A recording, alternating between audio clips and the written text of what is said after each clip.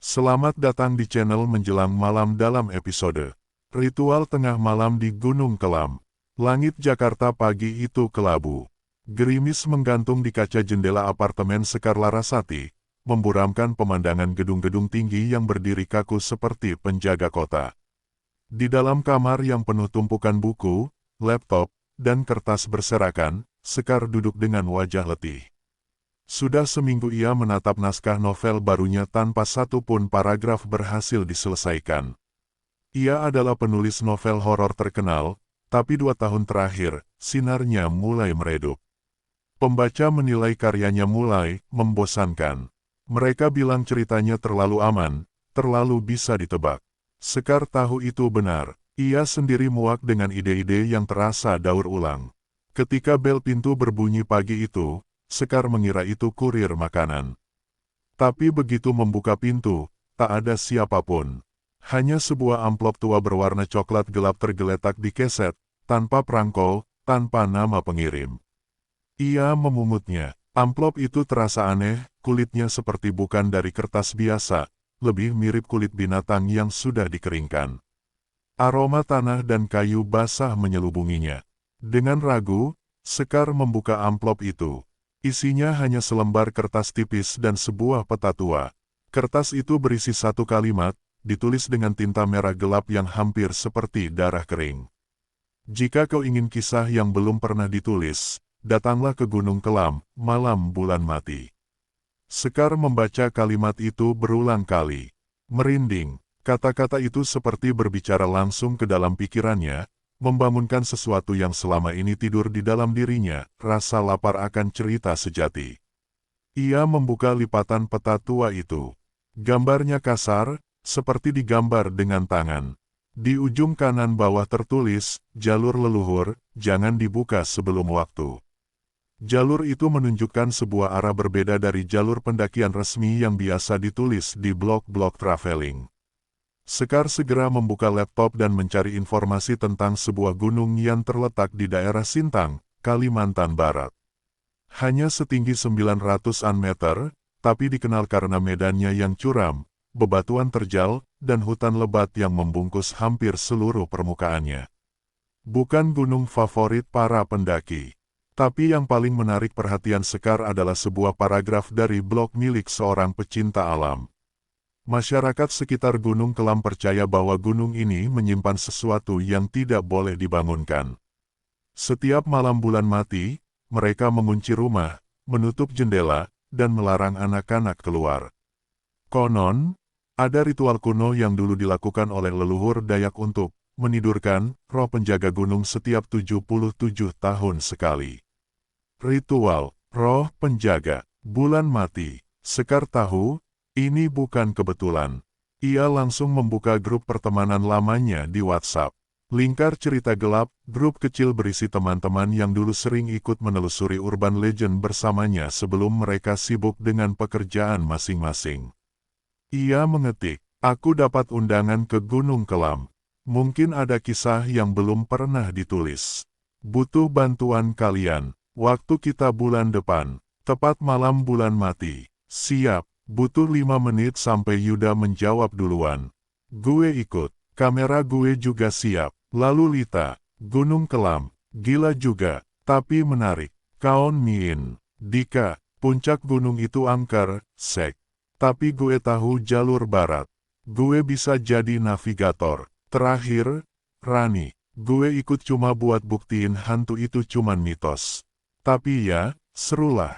Sekar menatap peta tua di tangannya sekali lagi. Ada getaran halus di ujung jari. Ia tahu, perjalanan ini bukan sekadar riset. Bukan sekadar mencari ide cerita. Ini adalah awal dari sesuatu yang tak bisa ia pahami, namun sudah menunggu sejak lama. Dan di luar jendela, gerimis mulai berubah menjadi hujan deras. Seolah langit pun mencoba memperingatkan. Jangan, lanjutkan. Jangan bangunkan mereka, tapi Sekar sudah memilih. Udara di Bandara Supadio, Pontianak, terasa berbeda, lembab, kental dengan aroma tanah basah dan hutan tropis yang tak berkesudahan. Sekar dan keempat temannya tiba 2 hari sebelum malam bulan mati. Perjalanan dari bandara ke Kabupaten Sintang memakan waktu hampir 9 jam lewat jalur darat. Sepanjang perjalanan, mereka disambut hamparan hutan lebat, pohon-pohon besar yang menjulang seperti menutup langit, dan sesekali, pandangan mata penduduk desa yang terlihat mencurigakan ke arah mereka. "Kayak kita bawa kutukan," gumam Yuda sambil menurunkan kameranya dari pangkuan. Di penginapan sederhana yang mereka sewa di pinggiran kota kecil Sintang, Sekar menyebarkan peta tua itu di atas meja kayu. Kertasnya nyaris robek di beberapa bagian. Di salah satu sudut, tertulis dengan tinta yang nyaris hilang. "Jalur leluhur hanya dapat dilalui saat gerbang terbuka." "Gerbang?" tanya Rani skeptis. "Maksudnya ini mitologi atau kiasan spiritual?" Lita, yang selama ini lebih banyak diam, menjawab pelan. "Dalam kepercayaan suku Dayak lama, ada keyakinan tentang gerbang penjaga, semacam batas antara dunia manusia dan roh. Tapi gerbang itu tidak selalu ada. Ia hanya terbuka di waktu-waktu tertentu, salah satunya adalah malam bulan mati." Yuda memotret peta dengan kamera analognya. "Gue akan dokumentasiin semua. Kalau ini cuma permainan, nanti kita tahu. Tapi kalau ini beneran, kita punya bukti." Keesokan paginya, mereka menuju sebuah desa kecil di kaki Gunung Kelam, disebut Kampung Kayan. Menurut blog yang dibaca Lita, desa ini masih memegang teguh adat lama. Mereka bertemu dengan kepala desa, seorang pria tua berjubah hitam dengan ikat kepala manik-manik, bernama Pak Gading. Begitu Sekar menunjukkan peta, ekspresi Pak Gading langsung berubah. Wajahnya menegang. "Dari mana kalian dapat ini?" tanyanya dengan nada tidak bersahabat. "Surat tanpa nama," jawab Sekar jujur. "Kami bukan turis. Kami hanya ingin tahu kebenaran tentang ritual di puncak Gunung Kelam." Pak Gading tidak langsung menjawab. Ia menatap keluar jendela, ke arah gunung yang berdiri megah seperti bayangan raksasa. Lalu ia berkata pelan, "Gunung itu bukan tempat yang tidur. Ia hanya diam, menunggu. Ada yang dikunci di sana. Dulu, kami pernah membayar mahal untuk mengurungnya." "Apa itu makhluk?" tanya Lita. Pak Gading mengangguk, lalu menghela napas panjang. "Bukan sekadar makhluk, ia adalah penjaga, sekaligus penguasa. Dulu, setiap 77 tahun, kami melakukan ritual untuk menjaga agar ia tetap tertidur. Tapi generasi kami melupakan. Kami tidak melakukan ritual terakhir. Sejak itu, bayangan-bayangan mulai muncul kembali. Suara gamelan di tengah malam, mimpi buruk yang sama di antara anak-anak, dan hilangnya beberapa pendaki yang tidak pernah ditemukan."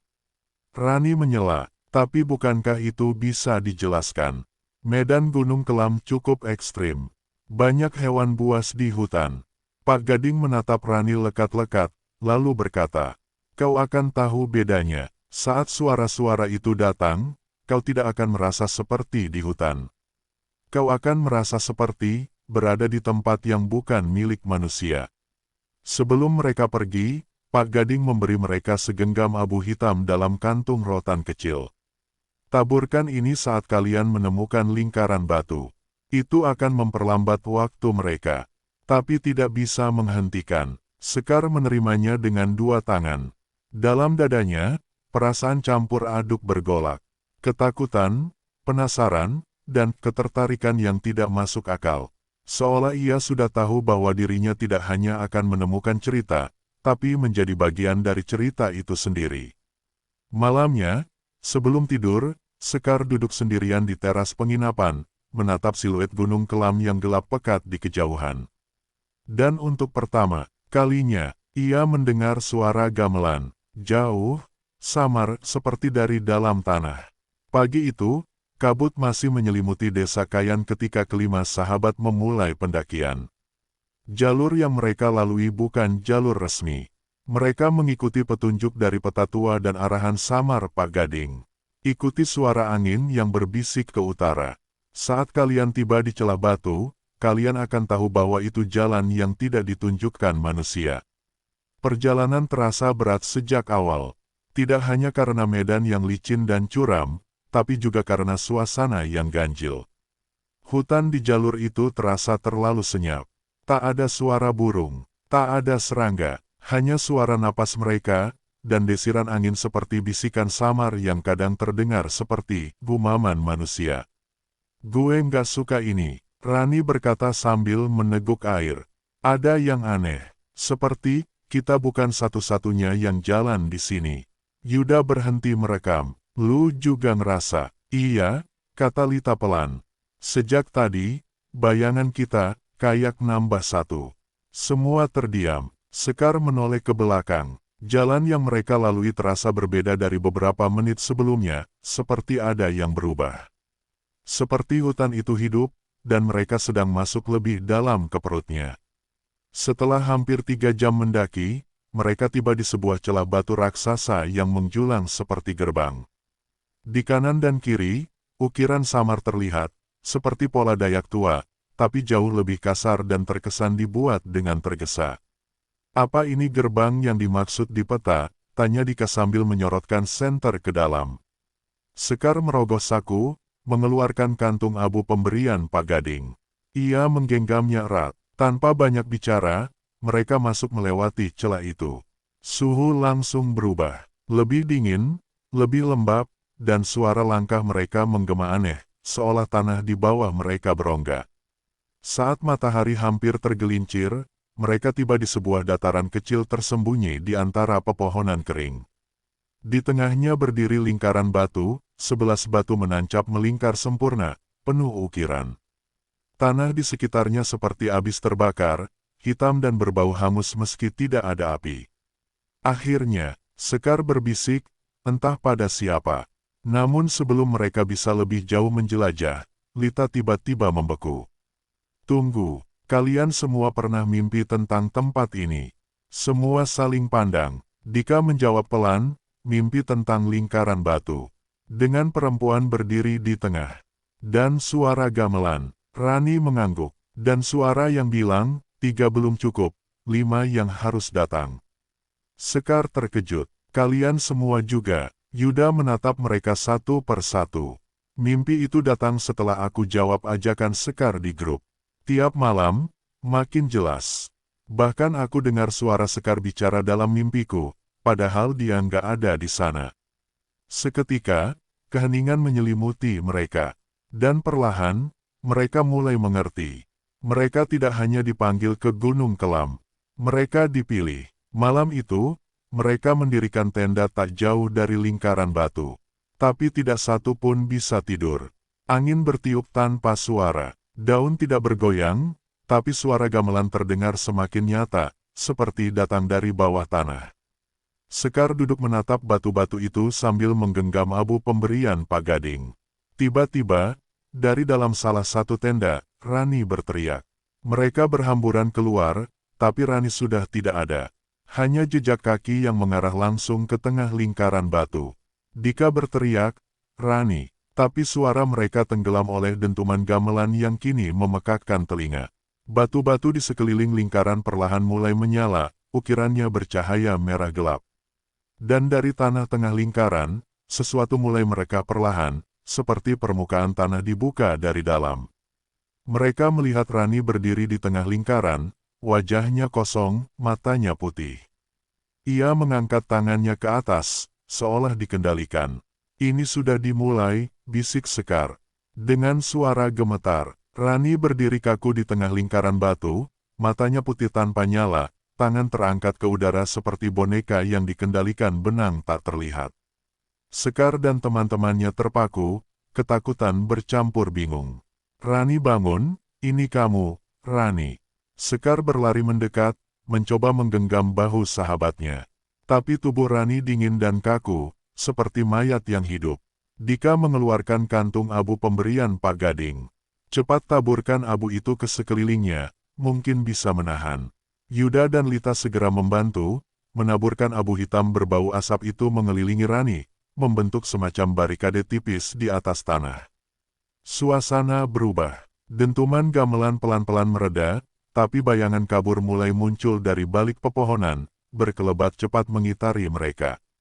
Roh-roh penjaga, bisik Lita. Sekar berusaha menenangkan diri. Kita harus cari cara mengembalikan Rani ke keadaan normal.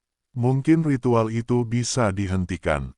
Sekar membuka peta tua dan lembaran surat yang mereka dapat di desa. Di sana tertulis, dengan tulisan kecil yang hampir tak terbaca. Untuk membebaskan jiwa yang terikat, 5 jiwa harus berikrar dan mengulang ritual di puncak. 3 sudah hilang, 2 masih terpilih. Sekar tertegun. 3 sudah hilang. Apa maksudnya? Yuda menyodorkan hasil risetnya dari internet. Ada catatan hilangnya 3 pendaki dalam beberapa dekade terakhir.